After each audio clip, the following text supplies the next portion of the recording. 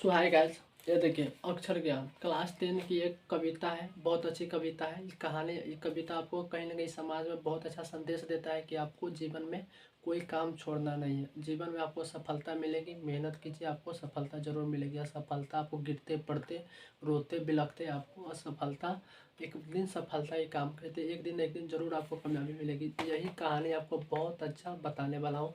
देखिए कितना अच्छा कहानी है।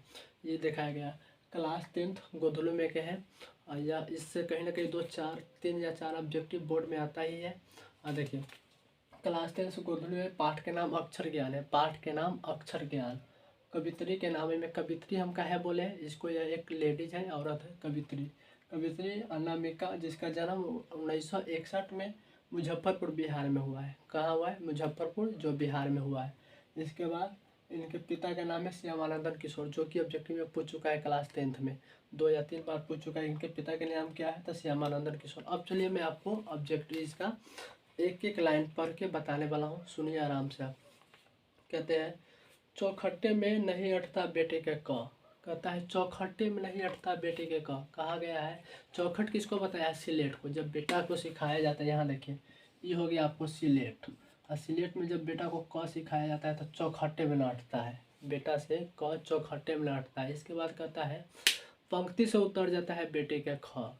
पंक्ति से उतर जाता है, जो एक पंक्ति है यहाँ से ख ये उतर जाता है। एक पंक्ति बेटा इसको सिलेट मानता है और यहाँ से बेटा का ख उतर जाता है। इसके बाद कहता है गमले सा टूट जाता है बेटा का ग। गमले सा टूट जाता है बेटे के ग। घैले सा लुढ़क जाता है बेटे के ख। 4 गो ऑब्जेक्टिव हुआ। देखिए चौखट में क्या नहीं अटता है तो क। इसके बाद कहता है खाली से बेचैनी की तरह खरगोश की तरह हो जाता है, जब पंक्ति से उतर जाता है ख। खाली से बेचैनी खरगोश की तरह है ख। इसके बाद गमले से टूट जाता है ग। इसके बाद कहते हैं घैले सा लुढ़क जाता है घ। 4 गो। इसके बाद कहता है बेटा अंगा पा के ठमक जाता है। यहाँ आकर बेटा अंगा पाकर ठमक जाता है। अंगा पाकर बेटा के मार रहा है। जैसे कि क ख सबसे पहले बच्चा के गुरु कौन होता है? उसकी माँ होती है, जो उसको सिखाती है। क ख ग से वहीं से स्टार्ट करते। तो ये बताया गया जीवन में जब आप क ख ग जब सीखे होइएगा तब बहुत रोइए होगा, बहुत मारपीट खाई होगा। इस प्रकार आप क ख सीखो। इसी प्रकार जीवन में आपको कुछ करना है तो आप बहुत थोड़ी जो सफलता मिलेगी, गिरोगे पड़ोगे, यही है अंग। यहाँ देखिए इसको मानता है बेटा, जो यहाँ बैठा हुआ है इसको मानता है माँ। माँ के गोद में बेटा बैठा हुआ है। आपको ऑब्जेक्टिव में पूछा जाएगा कि इसको क्या है, तो इसको माँ माना जाता है डॉ को। और इसमें जो बुनका है तो हो जाएगा आपको बेटा बैठा हुआ है।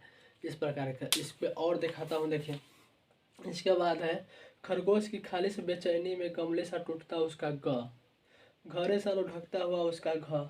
अंग पर आके बेटा ठमक जाता है। कहमा आके ठमक जाता है अंग पर। उसने नहीं सटता अंग को ड हुआ समझता माँ। अंग में जो ड है या उसको समझता है माँ और उसको समझता है बेटा। ऑब्जेक्टिव पकड़िएगा, 10th क्लास वाले एग्जाम है आपका। इसके बाद देखिए गोदी में बैठा बेटा, माँ बेटे सत्य नहीं और उन्हें लिख लेने की अनवरत कोशिश में। माँ मार रहा है छप्पर, बेटे लिख नहीं रहा है। आप कहीं ना कहीं आप भी, आपके साथ भी हुआ होगा। अनवरत कोशिश में उसके आ जाते हैं आंसू। कहते हैं मार रहा है, अनवरत कोशिश में उस बेटे को आ जाता है आंसू। पहले विफलता पर छल के आंसू वह शायद प्रथमा अक्षर। कौन अक्षर हो जाएगा? प्रथमा अक्षर। सृष्टि के विकास कथा के यह बताया गया है। विफलता पर आंसू आ जाता है। कहमा आता है आंसू जब प्रथमा पर विफल